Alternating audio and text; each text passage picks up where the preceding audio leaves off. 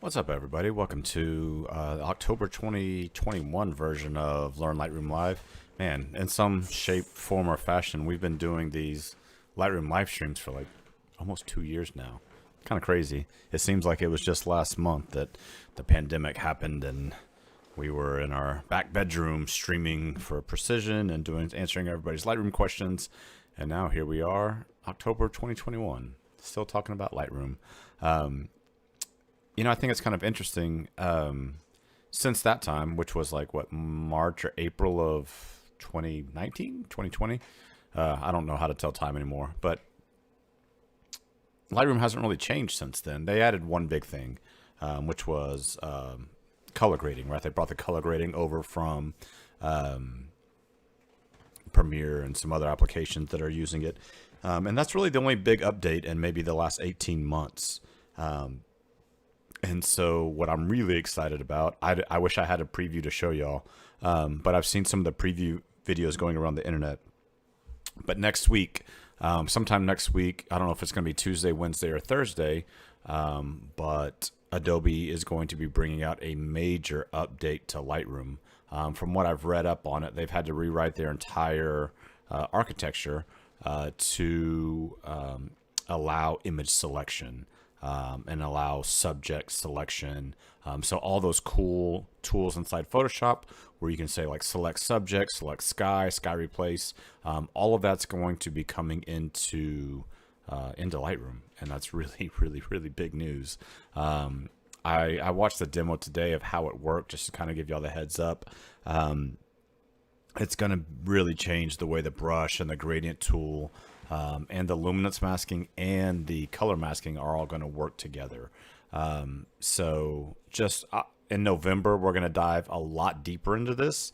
But I just want to prepare you mentally for those of you watching that Adobe's really going to be changing their user interface on how you select things in the photo drastically sometime next week. I was originally going to try to do this next week, but they wouldn't confirm which day it was going to drop. And I didn't want to have, I want to have some time to play with it, so I could really give y'all some in-depth information and knowledge about how it works. And I didn't know if I was only going to have like 30 minutes or if I was going to have a day. So I did it today. We're just doing Lightroom, and then next week we're going to have a really fun Josh Says Mean Things. We're going to be doing another one on the deck at our favorite little wine bar here in downtown Pflugerville, which is called Three-Legged Goat. Some friends of mine own it, and it's a really chill place with a giant patio and deck. And we're going to go hang out there. So I hope y'all can make it if y'all are watching. Anyway, that'll be next week. So next week we're gonna have Josh Says Mean Things, and Adobe's gonna be changing the game on how Lightroom is gonna work. Basically, all the import stuff's gonna stay the same. Most of the rest of the tools are gonna change, but it's going to really, really change. My son's laughing over here. It's really gonna change how you can select in Lightroom, and then Dasher, can you keep it down, bud? And that's really one of the frustrations that a lot of people have, which is. We're going to look at some dog photos today, and, they want to do work just on the dog. And there's not really great ways to do that right now. There's a brush tool that works close. There's some radial tools that can work. Booze and Mean Things. That's right. So, if you have a face in Lightroom right now and you want to work just on the face, the tools aren't great for selecting just the face, right? They're kind of crude. You can do gradients, you can do circles and ovals, but you can't work just like on the face. And so that's really what's going to change. And it's really cool. And it's going to be bringing all of that machine learning that Photoshop's been using for the last year or so inside of Lightroom. So hopefully it speeds up our workflows. Hopefully it's going to make for a much faster, smoother, easier interface to get the work done that we need to do. And if we can if I can stay inside Lightroom, all the better.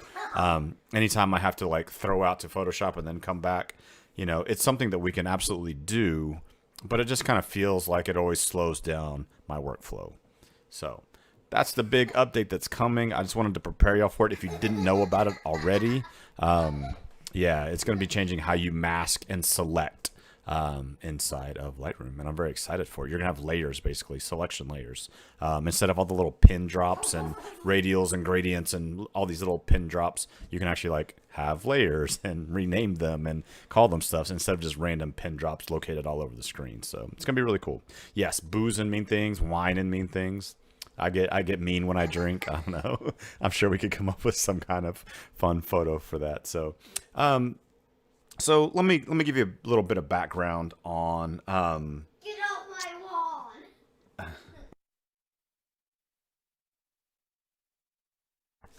let me give you a little background on what's happening today. We're going to be doing some sport dog portraits. So my buddy Mike, who is the sales manager at Precision Camera. What's up, Precision? What's up? He went to this big sport dog workshop. And the guy's name, I think, is Claudio. I think I wrote it down here. Claudio Piccoli. He's like one of the best sports dog photographers in the world. You might have even seen some of his photos. There's one of like a dog like catching a frisbee running over somebody's back. And he has a certain look to his photos. And Mike took this workshop up in Colorado. And he's like, man, I need some help with Photoshop and Lightroom. He's like, man, they gave us this binder. And I kid you not, the binder was like 45 pages. 45 pages. Yeah, Alan, I hate the pin drops too. I know. And hi, Bill. Good to see y'all. But yeah, it was all Photoshop, how he recreated his photos. And it was a process that was like 45 pages in a bound book, which is kind of crazy to me. And so I read through it and I was like, oh, we can do all this in Lightroom, like no problem. And so I edited one of his photos in like 5 minutes. And it's pretty close. I don't know if it's like, it's maybe 90% of what this guy did that probably spent 8 hours in Photoshop doing. Just crazy stuff. So let me show you some of his photos. Okay. Let's see. There we go. So this is not my photo. Okay. This is a gentleman named Claudio Piccoli. He's an Italian photographer. But this is the type of photography he does, right? It's these dogs in motion, long lens, high shutter speed, get them at the peak of their action, face tracking, jumping, running, flying through the air, right? Great picture, right? Who wouldn't want that photo of their dog, right? If I had a dog, I would love to have a photo like this. Let's see. Here is another one, right? Same kind of style, right? Dog jumping over, mossy beam, super shallow depth of field. I bet the depth of field is 8 inches, maybe 6 inches. You can see underneath just the leaves, right? Just super blurry. It might be like, maybe it's a 200 f2 or like a 300 2.8. It's one of those type lenses, 400 2.8, something in that probably general range. I don't have his metadata, but I'm guessing it's somewhere in that vicinity. So yeah, beautiful dog, right? Jumping, peak of the action, flying through the air, shot in a burst, boom, boom, boom, boom, boom. All right, let's take a look at one more. Again, these are all from the same guy. His name's Claudio Piccoli. My son's going crazy watching YouTube over here. Anyway, again, shallow depth of field, peak of action, jumping over a log, right? You'll start to see this over and over and over again. Right, great light, right? We have this pocket of light coming through. Everything looks wonderful, right? Very cool, right? Super shallow, really creamy depth of field. Everything looks good. Okay, so here's what we're going to do. Cats can work, what? Yeah. Steven, you do need to do that with your dog. I bet Bill could show you how. So my friend Mike took this photo of his dog jumping over a log, right? And he shot it at 176 millimeters at f2.8 and 1/2500th of a second. For something like this, I would definitely recommend 2,000th of a shutter speed or above, just to keep all the fur sharp and everything else really sharp, right? They're really going fast here. I will say that motion coming at you, you can get away with half the shutter speed slower than you can with action going from left to right or right to left across the screen. The apparent motion of something coming at you is actually less than like a panning shot. So anyway, I don't really want to talk too much about how to get this shot, but this shot was done. So this is our start file that we're going to do. Let's go back to one of these guys' photos. I think this is probably the most like what we have. And so one of the ways I like to start in my edits is I like to verbalize the things that I want to change, right? Or I'll say out loud the things that I see. And in this case, I see a very heavy vignette. You know, I see a dog that is definitely brighter than the background, right? The white fur is definitely bright, the brightest part. The eyes are nice and bright, and they've been opened up. Everything's pretty neutral. There's a lot of green here, but the dog's fur is actually fairly neutral, right? Same with this photo, right? Super heavy vignette. We kind of have this angular light coming across his face. Really nice, well controlled. You know, very brown background, white dog, brown eyes. Everything looks good. This one's clearly like more on a beach at sunset. That's probably water in the background with sunset. But again, I think this is a great example. Look how heavy the vignette is. Look at the corners, how much darker they are than the center of action. Okay, so those are just some of the things that I see when I'm looking at these photos. Right, heavy vignettes. You know, we're trying to make the dog pop. We want to make the eyes pop, and we want to give nice texture to the fur. Okay, so let's take a look at how we can do that. Now, for me, if you've ever listened to me talk about Lightroom, the first step for me is always in the camera profile. That is always my first selection is camera profile. It is the first funnel that your data goes through. So if you set yourself up correctly here, you don't have to edit your photo as much because you're getting more better data to start. If you choose wrong here, you have to push your sliders further to get the same effect. So I don't have a built-in profile for this camera. It's not my camera. I think it was shot with a Sony some Sony. I don't know which one, but it's shot with a Sony. Again, not my photo. This is Mike Luxembourg's photo. Mike, I hope you're watching. So we're going to go to Browse. And I like to go to camera matching over here on the right. And camera matching is Adobe's attempt to mimic the profiles that you have inside your camera. So this was shot with a Sony, so they have clear, deep, light, landscape, neutral, portrait, vivid, standard, monochrome. Well, we're not doing monochrome, so we know that one's out. I think landscape does a really good job of bringing out the greens in this one, but I could see you going with some other ones here. Clear is kind of interesting. Let's go with that. All right, so we're just going to double click on camera clear, and it looks cool, right? We have deep greens. Our white balance is already kind of neutralized. And so, you know, it's looking a little better. Second thing, I like getting my white balance right. So there's a couple tricks to getting white balance, especially if you have something. This is obviously under a deep canopy of trees. If you look along the side of, let's zoom in here. If you look in the side of the fur here, you can see that green tinge, which is reflecting, right? The light's coming from left to right. It's hitting the trees and the foliage over on the right-hand side, and then it's bouncing back as a green fill along this side of the fur. And so what we can do for white balance, we can use our dropper, which is this tool here, right? Dropper, we can pick it and just pick some of the shadow white of the fur, and it'll white balance based on that. So that's probably a pretty close one. I like how that looks. So we'll zoom out. Okay, that's a pretty good starting spot. I like that. So we have our camera profile. We have our white balance done. You know what? Let's go ahead and add that crazy vignette. I think this is kind of distracting up here and up here. So let's just vignette the heck out of it. In this case, I'm going to go to my radial tool. I'm going to go to exposure. And then let's go like -1 stop. And then let's go -50 on highlights. Okay. Now I may change this, right? But just as a way, we're going to start and just draw a circle. Okay. And put the center of the circle right on the dog's eyes. Okay.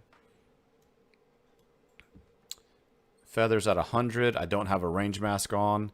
That may be a little heavy-handed on the exposure, but I'm gonna keep it. I'm gonna keep it where it looks too much, and I'll show you why. So I'm gonna go ahead and kill the highlights even more, and let's bring down the whites as well. Some of those whites are distracting. Okay, so that big vignette. If we hit Y, the letter Y on our keyboard, it'll give us before and after. You can see with just 3 changes, we did one vignette. We gave it a camera profile, and we changed the white balance. That's all we've done so far. But look at how different this photo is already looking.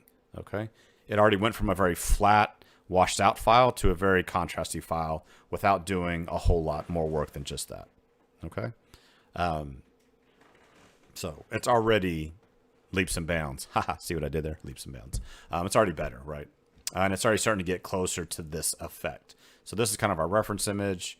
You know, it's not exactly that, but that's kind of what we're going to. Okay.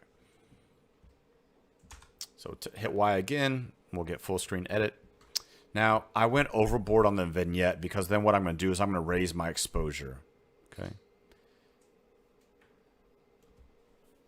So essentially my vignette was -1, but effectively it's only -0.6 now because I raised the entire image 0.4. Right. So 1 minus 4, 0.4 is 0.6. And so now the dog's looking a little brighter and my darks aren't all the way dark. If I look at my histogram, I don't have any blacks now. I'm going to raise my shadows a little bit, maybe +25. Go ahead and kill global highlight some, maybe -15. I'm going to raise my whites till a peak, 30 or so. And then I'm going to drop the blacks maybe -5. Just kind of give it a general overall contrast, but kind of a smooth one at that. Let's go ahead and crank up our vibrance to 25. Let's add some dehaze, get that localized contrast to 10. I'm not going to mess with texture or clarity as an overall. I'm going to use it as a localized, a very localized adjustment. Okay. Let's check on a couple other things real quick though. I want to enable profile corrections. Okay. And I'm going to kill the vignetting because I want that vignette to come through. Okay. I was shot at 3200 ISO. So let's go to noise reduction 15 and 15. Okay.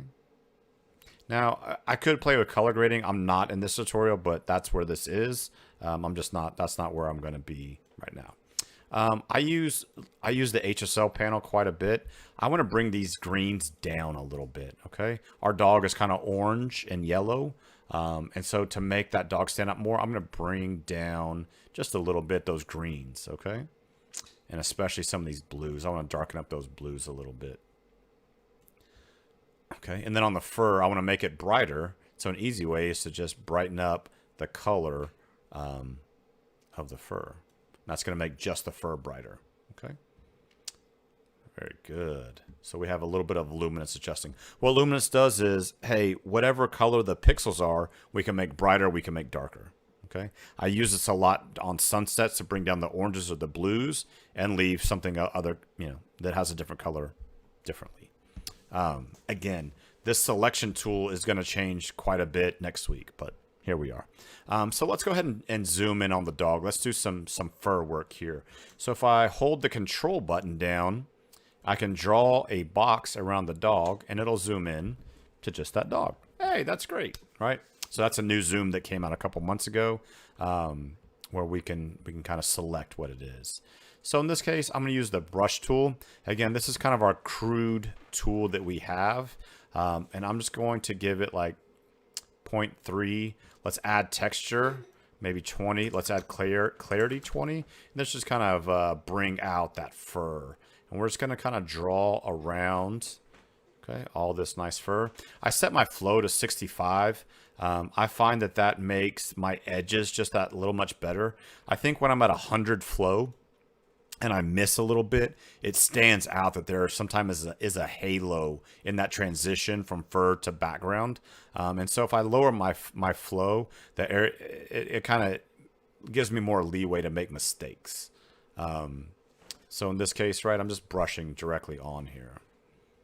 Okay, so I'm just brushing in the tail. If I show selected mask overlay, it's going to show where I drew, and then I can see where my mistakes might be. Where did I go too far? Where did I go over? Right, if I come out this way, right, and I have a little too much, we can hold down the Alt key, and that goes to our erase tool, and I can erase that mistake. Okay, if I let go of Alt, it's ready to go back to brushing. Okay.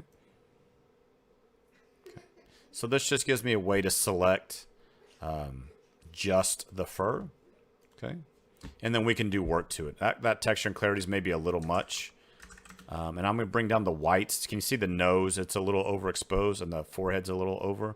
So let's bring down our whites right there, and that's bringing them down just on that fur, okay. -40, just to kind of recover some of those, okay.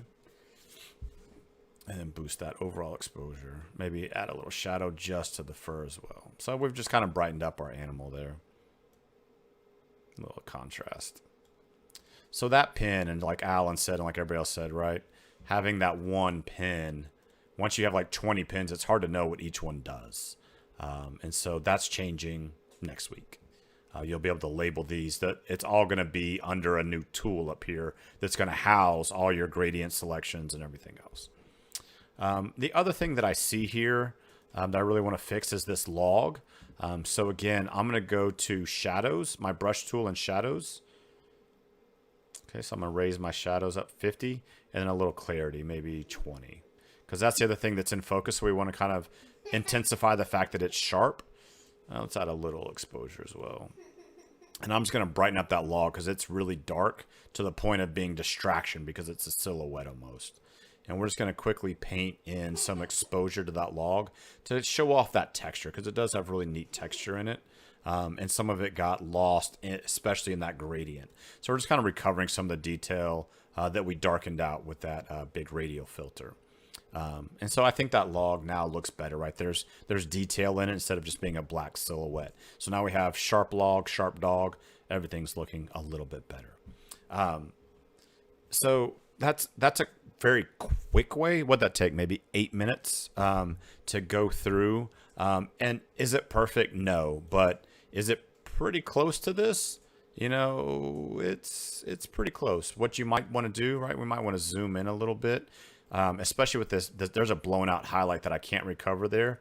So I might bring that down to where I can get rid of that and just have the log just at the very bottom. There we go. Now we don't have that blown highlight in the upper right. And that gives us a little bit sharper dog, right? So now I think, honestly, we're getting fairly close, right, to this effect. And we didn't have to go through a 45-page manual in Photoshop to get this done. The other thing I might do, I might zoom in again and just kind of bring out some of the eyes. You know, bring out just a little bit more clarity, a little bit shadow right there in the eyes. And I'll show you one more trick. This dog has blue eyes, so we're going to kind of sharpen those a little bit. And then we're going to go to color and just add more of that light blue across the entirety of that brush. Okay. So it's just going to make those eyes kind of pop that same color blue a little bit more. Okay. So you can add color with the brush, and that's always kind of a fun thing to do. So yeah, you know, this is for a sports dog. I think you could probably do this with just about any animal. The other thing I would do is adjust my tone curve. I would take the top and just kill it just that little bit to try to recover some of the highlights. And then I might bring up the midtones just a little bit. Okay. And then from there, you know, I can always come back and adjust that radial, right? I might come back and darken it even more now.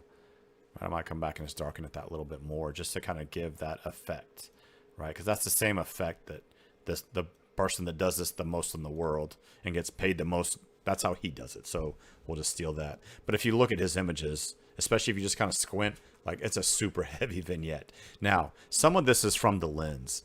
I'm guessing that this was shot with like a 200 f2 or a 300 2.8, and those lenses do vignette in the corner. So if you just don't correct the vignette, some of that comes in naturally. But I'm guessing this is more added. You can see this transition zone like right here, and it's pretty hard. You can definitely see it here where there's just this little pocket of light, and then the next bokeh ball is like super dark. So my guess is pretty heavy vignette. So yeah, that's that. You know, I'm pretty happy with that. And what I'm really happy with, this is the one I did earlier. I went a little hard on the reds. I was just kind of playing around. But what I'm super happy with is that I don't have to take this into Photoshop, and I can do everything directly inside Lightroom. Now, would I still maybe take this into Photoshop? Sure. I might run like noise reduction because I did, you know, this was shot at pretty high ISO. I might take it in and use something like Nick Color Effects or some other plugin to maybe pop out some of the other things. But for me, being able to do this in 5 or 10 minutes versus you know, hours in Photoshop, to me that's a big win because I can only make money when I'm shooting and not when I'm editing. So yeah, what questions do y'all have on this?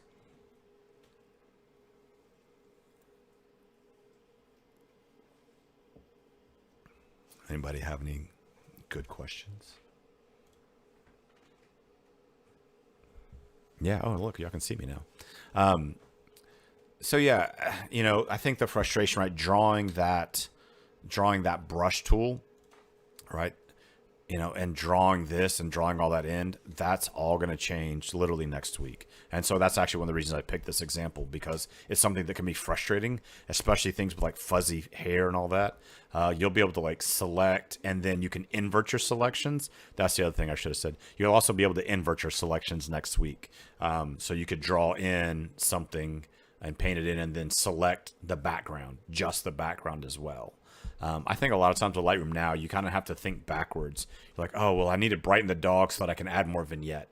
And it's kind of a weird way to think. So I'm really excited for what they're going to be doing. The select subject tool in Photoshop now is really good, and the select sky is really good. So being able to have that not only inside Lightroom, you're also going to have it in Camera Raw, and it's going to be in the cloud version of Lightroom as well. So it's going to be in Bridge, Camera Raw, Lightroom Classic, and Lightroom Cloud. So overall, man, that's a huge win, and it's just going to make things easier for us as users. So to me, that's very exciting. Yeah.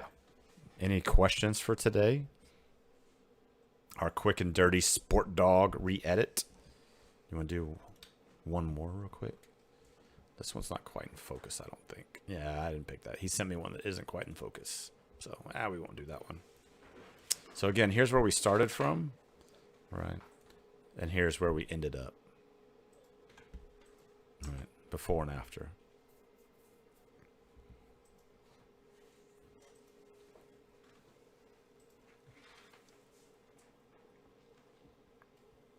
Alan says, can you copy then paste a mask to a new tool? Alan, I'm not sure if I understand your question. So I will answer it this way, though, in saying, let's say I create a brush, this one, that has all of these instructions, right? 0.3 exposure, 19 contrast, 30 shadows, minus 39 whites, plus 15 texture, plus 15 clarity. What I could do is save all those as a new preset, right? So I can click save current settings as new preset, and I might call it, animal fur. And then anytime I want to use it in the brush, in the radial, or in the gradient tool, I can use this one now called animal fur. Does that answer that question? Or are you asking about the new Lightroom? If you're asking in the new Lightroom, yes, you can copy then paste a mask. You can duplicate a mask and then select its opposite. So to me, that's pretty cool. Steven, no, this new update is absolutely gonna make some big changes. I think it's really going to require a little bit of a shift in how we think in Lightroom, in Photoshop, in Camera Raw, because it's going to be a new order of operations. And so some of the muscle memory may be a little bit off. So yeah, Alan, then yes. In the new one, you can duplicate masks. Yes, you can. Well, and you can do it in the old one too, right? So we can go here and say duplicate. I don't know if you can apply that to a new image. Unclear at this point. I will have more for you next month on that. Where are you asking, like, if you can like take a mask from one image and paste it to another image, like a separate image? That's interesting. I don't know. I don't know if that's possible. And I don't know that it's not possible. I don't know at all.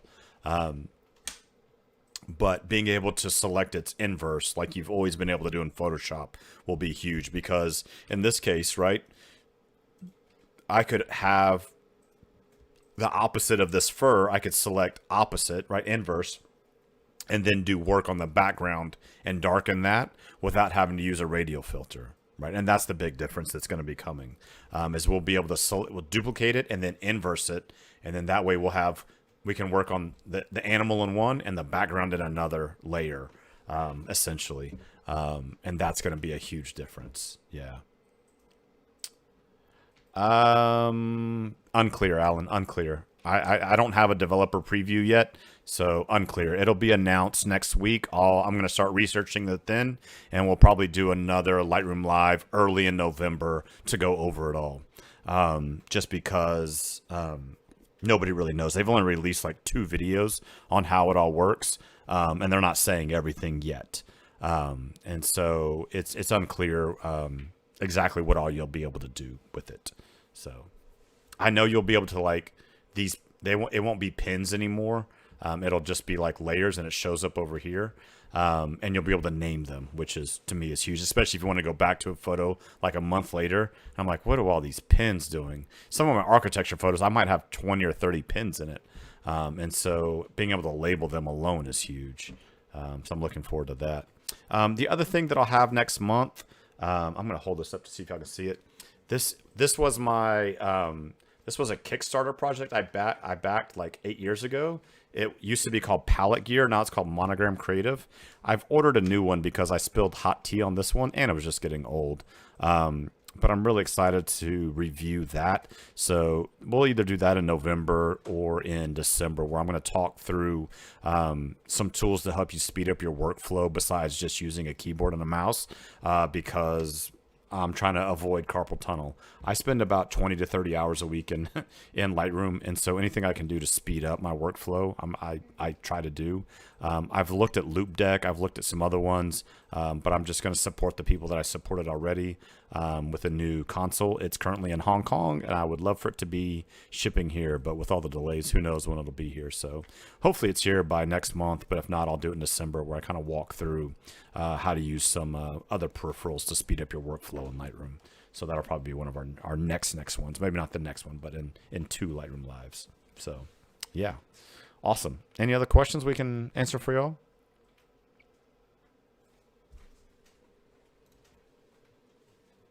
Anybody got anything else? As always, you can always find me online, Azul Ox. I want to thank Mike from Precision for sending me these photos to work on. It's just not something I shoot a lot, but I've kind of gotten a lot of requests for animal editing, so I thought it'd be a good one to go over. And then I'm going to be digging pretty deep into the new Lightroom. I'm curious if it's going to require a catalog update. It probably will, which that could be really annoying for me because I have about 10,000 photos I'm behind on editing. And so I hope it doesn't frag that out. But that's always kind of a concern when Lightroom updates. So yeah, we'll see what happens there. Yeah, I'm pretty excited. So next time we talk, we'll have a new version of Lightroom to talk about. So that'll be awesome.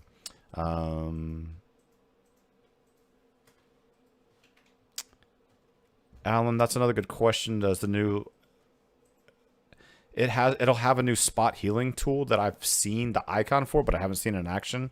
I haven't noticed a big slowdown, but I don't know. I don't know what your system is like either. I hope that it continues to use multi-threaded. I'm guessing it's only going to get better. Let's hope. Again, those are some of the details I don't know yet. Also, clean your sensors.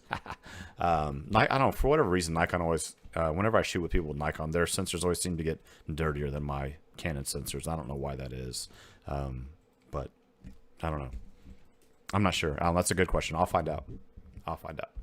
All right, guys. Well, have a good time. Next Tuesday, come see us at Three-Legged Goat. We'll be doing Josh Says Mean Things. Go ahead and get your images submitted to josh@azulux.com. And yeah, so I can start building up a gallery so that we can make fun of them. No, we're not going to make fun of them. We're just going to give you good constructive criticism on them. So, or just come have a drink and hang out with us. We'll do a happy hour from 6 to 7, and then the show starts at 7:30. So looking forward to seeing everybody then, and we'll talk to y'all soon.